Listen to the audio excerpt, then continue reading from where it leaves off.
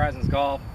Today I want to talk to you about the sense of utilizing the club head in your golf swing.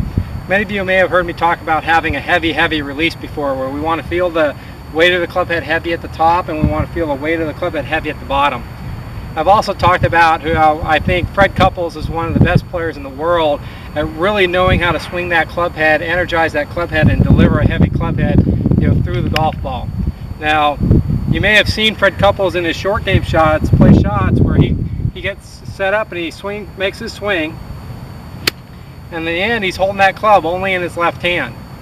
He literally lets go of it with his right hand, whether it's a small wedge shot or what we might call a cut under shot. And he's holding that club in his left hand. He's literally let go of it in his right hand. Now, a lot of people think that when you do this, that it's a full left hand dominant swing that makes that happen. And that could be true. Some players do it that way. However, we've also seen a lot of truly dominant right hand players do this as well. When they go back, they're taking it back, they're hinging their wrists. As they come down, they literally feel like they're holding it more in the right hand and they're releasing it with the right hand. Literally what's happening is they're just letting go with the right hand and they're catching it in the left hand. And so that looks something like this.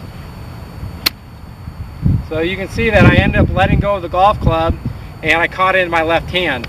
Now, even if I let it go a little bit after impact, what's happening is I'm releasing the club head. I'm swinging that club head in such a manner where I've energized the club head. It's nice and heavy. I'm releasing it heavy through the ball, and then I just let it go in the end. Okay, so you're going to find out that if you get to practice the sense of go ahead and release that club and catch it in your left hand, you're still going to have a very dominant right hand action, something that I recommend for golfers that are just dominant right hand people playing right-handed golf.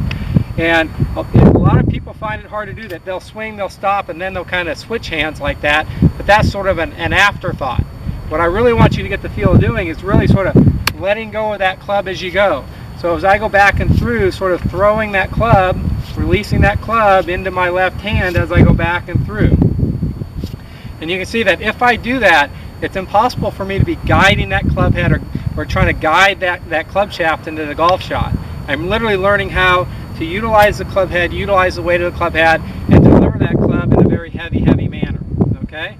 We can also see that if I were to make a swing and I would hold it at the bottom of the handle here, and I go ahead and I swing and I let it go, you can see now I'm holding it a few inches up on the handle. So literally I've let that club go, and then I just caught it further down the handle. This is a sense, one of the ways that you can really practice learning how to release the club head or the energy of that club head properly through the golf ball. So again, I get set up, I go ahead, I release it. You can see I started with my grip down at the bottom of the grip. Now I'm about halfway up the grip. So clearly, even though I let go of it with my right hand, I then re-caught it with the right hand. You might see players like Phil Mickelson, and Fred Couples does this again, and Vijay Singh, for example. It looks like through the golf ball they're sort of letting go with that right hand and then they re-grip it with the right hand later. A lot of people try to say, well, that's because they're pulling with their lead arm and they're literally sort of pulling that club out of that trailing hand. And I don't believe that's the case. I think that these golfers release it so fully that when they release it, they're almost letting go with that dominant hand or the trailing hand, and boom, they're catching it in the lead hand, and then they re-grip it with this hand as we go through. So just like when I hold that club at the bottom and I go ahead and I release it and I catch it further up the grip, it's sort of the same idea going on there. The key here is really learning how to release the club head in such a way that you stop holding on to it, you stop guiding it, you stop trying to hit with it, where you're really releasing it, you let it go, and then you just go ahead and catch it in the follow through. So once again, if I do it this way, I just let go of it in the follow through. So instead of guiding it, I was already in the process of letting it go. Now we can look at this in slow motion and it'll look to you like I'm holding on to the golf club here. But in reality, as I go through the ball and I continue to go, I'm actually more and more letting go of that club until it gets into the air and I catch it with my left hand.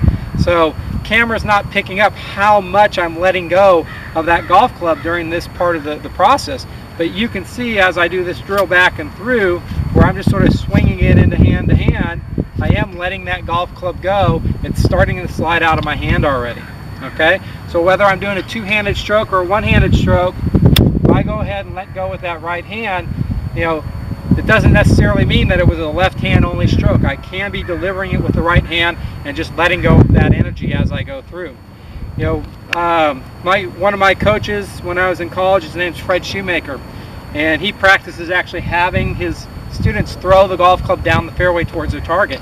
This is something else we can do here. Instead of actually trying to throw the club head there, I'm just going to make my stroke what I would call a tossing stroke, and I'm just going to go ahead and let go of the club as I go through. So that looks like this. Okay, so that shot went straight at my target. Golf club actually went a little bit left that time, you know, in the direction my arm was going in the follow through, but you can see I played the shot and I just let it go. So once again, I wasn't trying to hold on to the club, I wasn't trying to guide it, I wasn't steering it into impact. I was just swinging it, I was swinging the way of that club head, and I was just letting that club head go as I went through the golf ball. Okay, now I'm going to play a few shots from the down the line view so we can get a look at what it looks like from this angle. First one I'm going to go ahead and play with two hands, and I'm going to go ahead and let go with the right hand, the left hand to continue. The next one I'm going to play that one-handed shot, let go and catch in my left hand. The third one I'm just going to go ahead and swing right hand only, and I'm just going to let the club go, and the club will go out there into the range.